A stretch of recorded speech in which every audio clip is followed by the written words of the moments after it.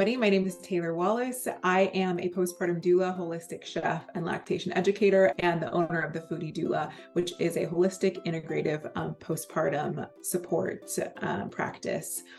And today we're going to talk a little bit about knife skills. So important when we're coming into the kitchen to just have a little bit of awareness of, what we're doing in here, the kind of tools that we're using, and how to approach the beautiful ingredients that we have in the boxes that we receive via Nourishing Pregnancies every week.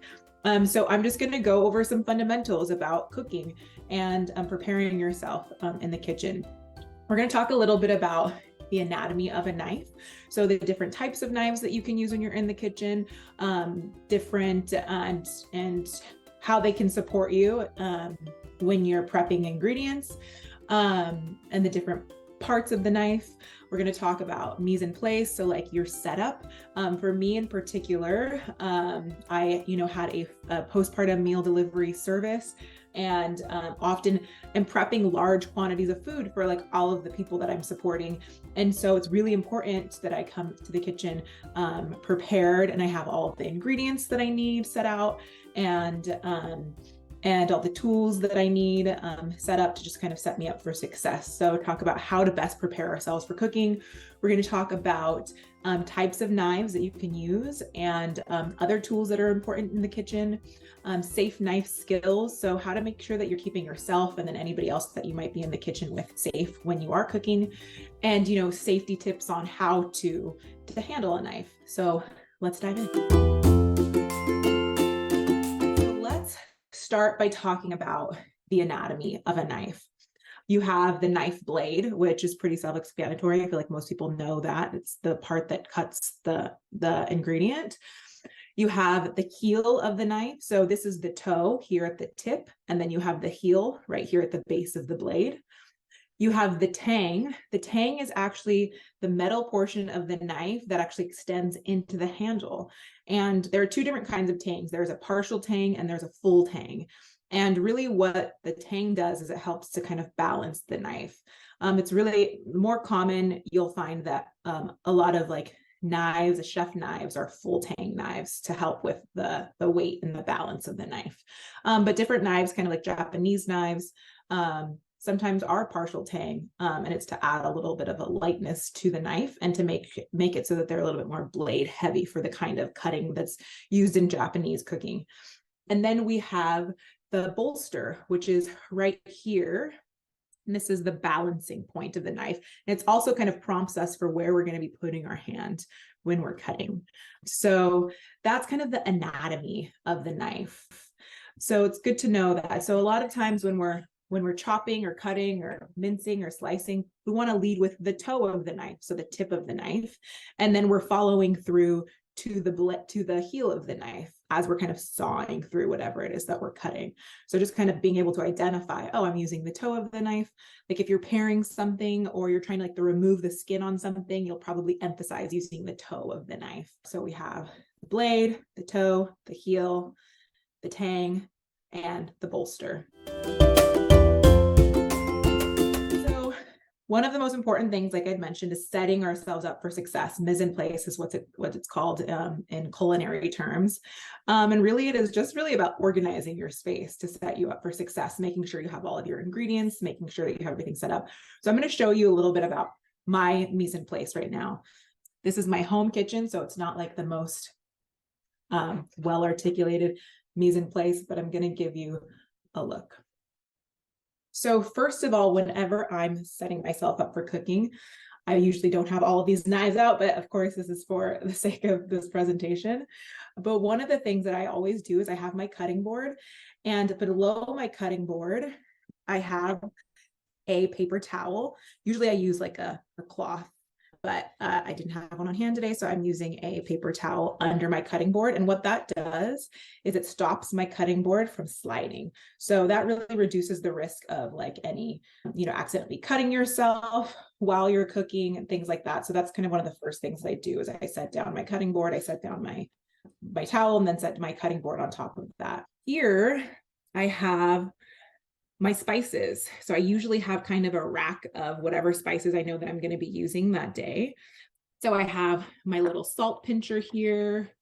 I have cracked a pepper grinder. I have some more pepper, some garlic, because I know I'm going to be using that today.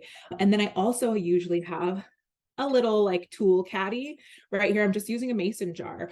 And what I have in there is all the little tools that I know that I'm going to need today. So I usually fill this with a few spoons, some forks, some measuring spoons, a whisk. Today I know I'm going to be juicing some limes. So I have a citrus press, and then I always have a zester in here because I do use a lot of citrus typically in my cooking, and I love the opportunity to just add some zest. You can also even use this to grate ginger or grate garlic when you, instead of like having to finely mince it. So I find that having a zester on hand is really convenient. And then I also, if I'm being really good, usually have a little jar of warm water. And that's so that after I've finished using a spoon to maybe like spoon some sauce or do something like that, I can put it directly into this little cup of water. And that way it keeps it clean. I can reuse it, or it just, makes it so that, the ingredients don't dry and get sticky on the spoons and forks. So it makes it easier to clean up later. And then I have some oil that I'm going to be using in my recipe today. Yeah, just really anything that I need there. I also have usually a bowl of the ingredients that I'm going to be using. So I'm going to be making a tiger coleslaw is what I'm calling it. And so I have some basil here, some green onion, I have some cilantro, I have some bell pepper, I have my limes and my onion in here, and my cabbage. And then I have my serving bowl. So this is where I'm going to be putting everything after it's chopped and cut. So yeah, that is how I make sure that I'm practicing Mise in place. So next, let's talk a little bit about the types of knives that we use and some of the other tools. So we kind of covered some of the other tools. We have like a zester here, which is great for zesting citrus or grating ginger, garlic, things like that when you really need to finely process an ingredient. And when we're finely processing something like that, it makes it so that the flavor is more evenly dispersed through whatever we're cooking. So the larger, like, so say we're talking about like garlic. So if I'm grating garlic, it's going to be really, really fine. And so there's going to be more garlic evenly dispersed throughout whatever I'm making, whether it's a marinade or a salad dressing or whatever, a soup. If I mince or chop the garlic, it's going to be like a more localized flavor. The whole dish will most likely get that flavor as well. There's more opportunity for you to get a lot of like intensity of that flavor because you might get like some big bites of garlic, right? So it's less dispersed. So a zester is great for that. Things like a citrus press is always great to have on hand, a whisk, a fork, a spoon. But in terms of knives and the knives that we use when we're cooking, there are a few different kinds. So one is called a chef knife. A chef knife is kind of like the multi-purpose knife. It's like the universal knife. It's what I have on hand regularly. And to be honest with you, when I'm cooking, I'm usually just using my chef knife.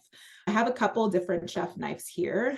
I have a Mercer knife, which is actually I think this is a partial tang knife, so it's not very balanced. But it's great because it's got this silicone handle, which when you're cooking like commercial grade food, you don't want to be using like a wooden handle or anything like that. But this is a chef knife. You can see there's kind of a nice wide blade, and then there's like a thin tip. So you can pair with the tip, you can chop with the base of the blade and the heel of the blade, and then you can also scoop things that you've chopped up, and it can easily rest on like the face of the blade. So that's what makes it so multi-purpose and allows you to use it for a lot of different kinds of things. I use a Japanese style chef's knife, which is full tang and a little bit more nicely weighted. And yeah, similar, you can see it's a similar style, but it's a little bit more petite and fits nicely in my hand. So this is another example of a chef's knife. And then just for fun, this is a Japanese style chef knife. And if you notice, this is actually probably a partial tang, but it's got like this hexagonal like handle, which helps with the weight of it. But it's very like blade heavy, which helps with when you're cutting things like fresh fish and things like that. So just for fun, figured I'd show you that. Then we have a paring knife. So a paring knife kind of like a little bit of a similar shape and blade as like the chef's knife, but it's got this really kind of petite and pointed tip so that you can really like get in there and do like really fine detailed cuts. It's a really short, small blade. So when like you're mincing a really small amount of garlic, or you are, you need to peel potatoes, or you need to like slice up some peaches or some strawberries, this offers you a lot of maneuverability to like cut small items in a really fine and kind of delicate way. So that's what a paring knife is used for. And then we have a serrated knife, and serrated knives, like this is a bread knife. So typically bread knives are serrated because bread is typically soft, but it can also have like a tough kind of crust. And so serrated knives are good for kind of gripping the exterior, like a tough exterior of an ingredient, and then like smoothly slicing through like a soft center without ripping the item. So very specific things that have tough outsides and soft centers. So like a serrated knife can actually be pretty good for cutting like tomatoes, because, you know, tomatoes have like that kind of, can be a difficult skin to cut through. So it kind of grabs onto the tomato and then can kind of slide through the soft center of the tomato, but great for bread and things like that.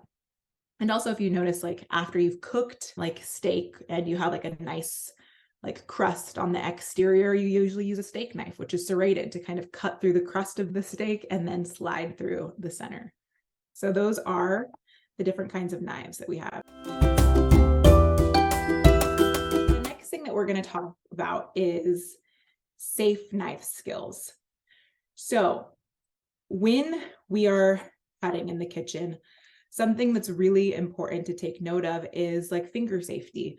We want to make sure that our fingers are out of the way of a blade to prevent injury. And so one of the things that you can do is, it's called the claw.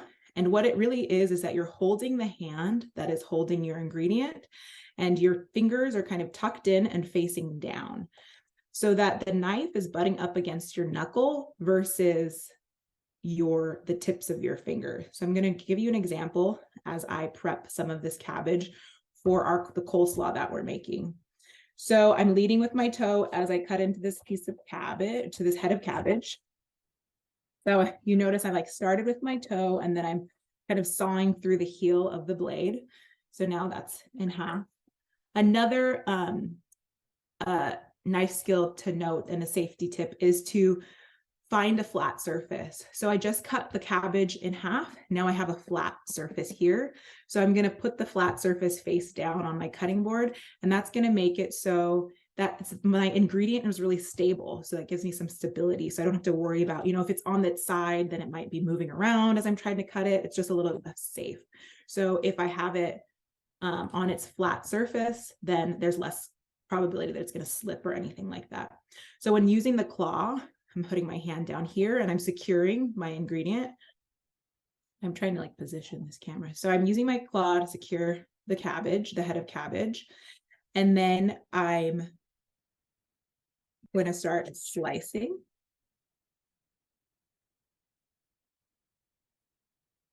And I'm trying to get very kind of thin slices on here. So if you notice, I'm starting with the toe and then I'm kind of sawing through. And that's giving me a slice. Or really, this can also kind of be considered a chiffonade when you look at how the cabbage is kind of like this long ribbon style of cut. But if you see my finger, my knuckle is up against the blade. So I'm protecting the tips of my fingers. None of the tips of my fingers are out. So they're less likely, I'm less likely to have an accident and cut my.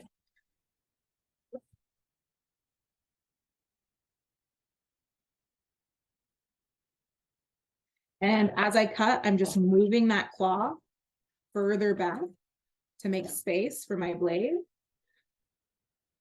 And now I'm getting to the end of my cabbage. I'm going to move this out of the way so that you can see. I'm getting to the end of my cabbage. So what I do, and this is where everybody has their own style. What I do, sorry, camera. What I do once I get to like the end of like the heel of an ingredient, is you can always find another flat surface. So I'm at the end of this side. So what I do is then I flip it on the next flat surface, and then I can get a little bit more I can more easily kind of cut the heel of the vegetable that way. So again, you're finding the flat surfaces. So create constant stability in where you're cutting. That'll go in my compost. So that's a great example of finding a flat surface, as well as a slice, a sliced cut, and a chiffonade. And we'll do some more chiffonade cuts in just a second. So some of the things that we've just talked about is the claw, right? So making sure that your fingers, the tips of your fingers are safe, leading with the toe and grasping the direction of the cutting board. And so, in holding your knife, you want to make sure that your thumb is kind of right there at the base of the blade, right there around like the bolster of the blade. And your fingers are tucked in around the handle. You're leading with the toe and then sawing through and cutting downwards. And we talked about using a flat surface. So those are the safe, nice knife skills tips that we have for you today. The next thing we're going to go over is knife safety tips. So one of the things it's really important to know is you never want to put a knife, especially a sharp knife like this, into a sink that's full of water and dishes, because what can happen is somebody puts their hand in, they're not aware that then there's a knife in there, and it's a recipe for an accident, right? So always leaving a knife outside of the sink, leaving a knife on your cutting board is like the safest place for your knife to be when you're not using it. Another tip for safe knife handling is if your knife ever slips out of your hand or falls out of your hand, never try to catch it in the air. Just go ahead and let it fall on the ground, pick it up, wash it, move on. When you try to catch the knife in the air, you really risk grabbing it on the bladed portion of the knife and cutting yourself. And it's just kind of, again, like a recipe for an accident. So just go ahead and let that knife fall on the ground and then take it from there. Another thing, another knife safety tip that is important to note is to pass a knife by when you're going to pass a knife to somebody in the kitchen, you want to make sure that you're holding the blade and you're offering them the handle versus offering them the tip of the knife, right? Like, makes sense. You don't want to kind of stick out a blade, somebody grabs it. Again, it's like somebody can get cut, somebody can get poked. If we hold the blade, then we're in control of where the blade is at, and we're making sure that's in a safe spot. And then the person that we're passing the knife to can grab it by the handle. And another tip, one of the last tips, is always walk with the tip of your knife pointing down, right? We don't want to walk around the kitchen like with our knife sticking out. I don't know if anybody actually does this, like walks around with their knife sticking out, but it's just a good thing to know is if you're walking around with a knife, you always want to make sure that the tip of the knife is pointed down. And again, if you're not using your knife, really there's no need to be walking around with it anyways. Just go ahead and leave it right there on your cutting board table. That's the safest place for it to be.